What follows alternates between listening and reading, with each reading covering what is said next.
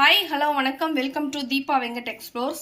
இன்றைக்கி நம்ம ஒரு ஸ்பெஷல் டிஷ் என்ன அப்படின்னா பருப்பு உருண்டை குழம்பு எப்படி செய்யலாம் அப்படின்னு சொல்லிட்டு பார்க்கலாம். அதுக்கு ஒரு 200 கடலைப்பருப்பு எடுத்திருக்கேன். அதை நீங்கள் தண்ணி ஊற்றி ஒரு 20லேருந்து அரை மணி நேரம் நல்லா ஊறட்டும். அதோட எடுத்து வச்சுக்கோங்க. நான் அதோட கொஞ்சோண்டு பாசிப்பருப்பும் சேர்த்துருக்கேன். எடுத்துட்டு நீங்கள் வெங்காயம், வெள்ளைப்பூடு, புளி ஒரு பெரிய சைஸ் தக்காளி அளவு எடுத்து ஊற வச்சுக்கோங்க. அதே மாதிரி ஒரு 3லேருந்து 4 தக்காளி இந்த மாதிரி 1-2 மிக்சியில் கிரைண்ட் பண்ணி எடுத்து வச்சுக்கோங்க. இப்போ நம்ம அந்த பருப்பு உருண்டைக்கு தேவையான மசாலா எப்படி ரெடி பண்ணலாம் அப்படின்னு சொல்லிட்டு பார்க்கலாம். அதுக்கு மிக்சியில் 4லேருந்து 5 வரமிளகா போட்டுக்கோங்க.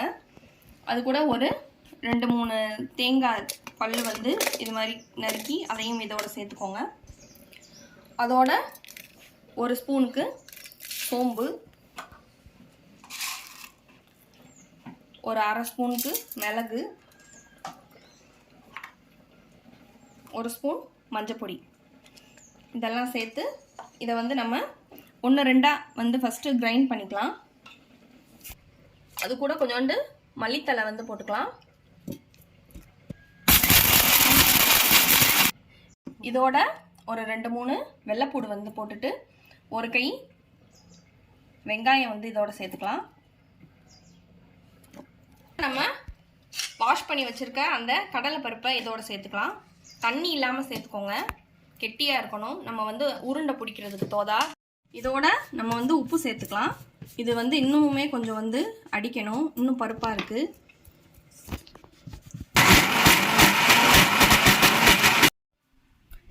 இந்த மாதிரி பதம் வர்ற மாதிரி நம்ம மிக்சியில் அடித்து எடுத்துக்கோங்க. ரொம்ப தண்ணியாகவும் போயிடாமல், அப்போ தான் நமக்கு உருண்டை நம்ம பிடிக்கிறதுக்கு கரெக்டாக இருக்கும். இந்த மாதிரி எல்லா இதையும் இந்த மாதிரி பால்ஸ் மாதிரி உருட்டி எடுத்து வச்சுக்கோங்க. இப்போ நம்ம குழம்பு வைக்கிறதுக்கு ஒரு வாணலி வச்சுருக்கேன். அதில் ஒரு 3லேருந்து 4 ஸ்பூன் நல்லெண்ணெய் போட்டு சேர்த்துருக்கேன். எண்ணெய் காஞ்சதும் ஒரு கரண்டி சோம்பு, கொஞ்சோண்டு வெந்தயம், இது ரெண்டும் பொரிஞ்சோடனே நம்ம நறுக்கி வச்சுருக்க வெங்காயத்தை இதோட சேர்த்துக்கலாம். இதோட நம்ம பொடியை நறுக்கி வச்சுருக்க சின்ன வெங்காயத்தை இதோட சேர்த்துக்கலாம். அதோட வெள்ளைப்பூடையும் இதோட சேர்த்துக்கிட்டு இது கொஞ்சம் பொன்னிறமாக வர வரைக்கும் வதக்கிக்கலாம். இப்போ நல்லா வதங்கிடுச்சு. இதோட ஒரு 2 கொத்து கருவேப்பிலை சேர்த்துட்டு இதோட நம்ம மிக்சியில் கிரைண்ட் பண்ணி வச்சுருக்க தக்காளி இதோட சேர்த்துக்கலாம். இதோட நம்ம கொஞ்சோண்டு பெருங்காயம் சேர்த்துக்கலாம். இதோட ஒரு 3/4 ஸ்பூன் மஞ்சள் சீரக பொடி, ஒரு ஸ்பூன் சேர்த்துக்கோங்க. அதோட ஒரு ஸ்பூன் மிளகாய் பொடி, குழம்பு மிளகாய் பொடி ஒரு 4-5 ஸ்பூன் சேர்த்துக்கலாம். உங்ககிட்ட குழம்பு மிளகாய் பொடி இல்லைன்னா 3 ஸ்பூன் மிளகாய் பொடி, 3 ஸ்பூன் மல்லிப்பொடி சேர்த்துக்கோங்க. இதோட நம்ம புளி ஊற வச்சுருக்கோம் இல்லையா, அதை கரைச்சதை இதோடு சேர்த்துக்கலாம். நான் புளி ஊற போடும் போதே உப்பு சேர்த்துட்டேன், குழம்புக்கு தேவையானது. நீங்கள் அப்போ சேர்க்கல அப்படின்னா இப்போ சேர்த்துக்கோங்க.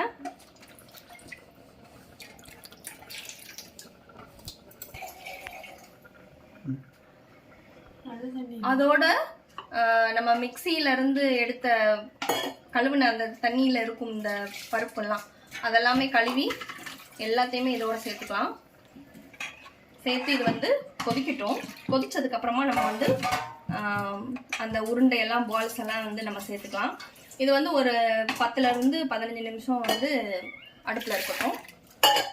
இந்த மாதிரி நம்ம மிக்சியில் கிரைண்ட் பண்ணதை இந்த மாதிரி பால்ஸ் மாதிரி நம்ம உருட்டி எடுத்துக்கலாம். மீடியம் சைஸில் எடுத்துக்கோங்க, இல்லைன்னா வேகாது.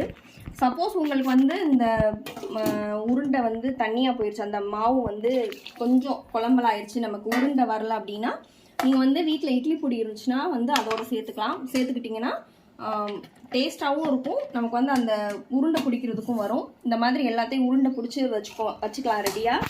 குழம்பு கொதிச்சோன்னே நம்ம அதில் ஒன்று ஒன்றா சேர்த்துக்கலாம். நல்லா கொதிச்சோன்னே அப்படியே எடுத்து போடுங்க. பண்ணிட்டியா? இந்த மாதிரி குழம்பு வந்து நல்லா கொதிச்சோன்னே நம்ம இந்த பால் மாதிரி உருட்டி வச்சிருக்க இந்த பருப்பு உருண்டையெல்லாம் இதில் வந்து போடுங்க. கொதிக்காமல் போட்டிங்க அப்படின்னா கரைஞ்சிரும். அதனால் நல்லா கொதிக்க விட்டு கொஞ்சம் தள்ளி தள்ளி வந்து போட்டு எடுத்துக்கோங்க.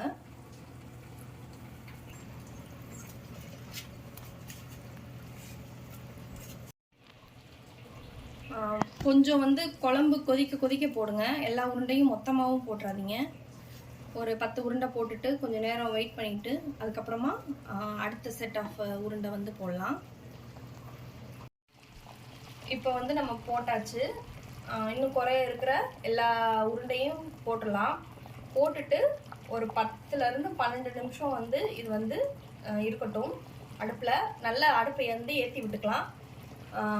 நல்லா வந்து கொதிச்சா இது வந்து செட் ஆயிரும். கீழே மட்டும் கொஞ்சம் பிடிக்காமல் லேசாக, அதாவது உருண்டையை உடச்சிடாமல் லேசாக வந்து கிண்டி விட்டுக்கோங்க.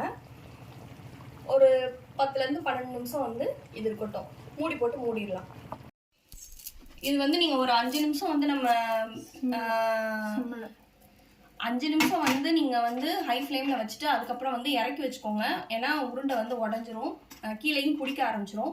அதுக்கப்புறம் மீடியம் ஃப்ளேமில் வச்சு நீங்கள் வந்து கொதிக்க வச்சு எடுத்துக்கோங்க. இப்போ நம்மளோட குழம்பு வந்து ரெடி ஆயிடுச்சு, பருப்பு உருண்டை குழம்பு.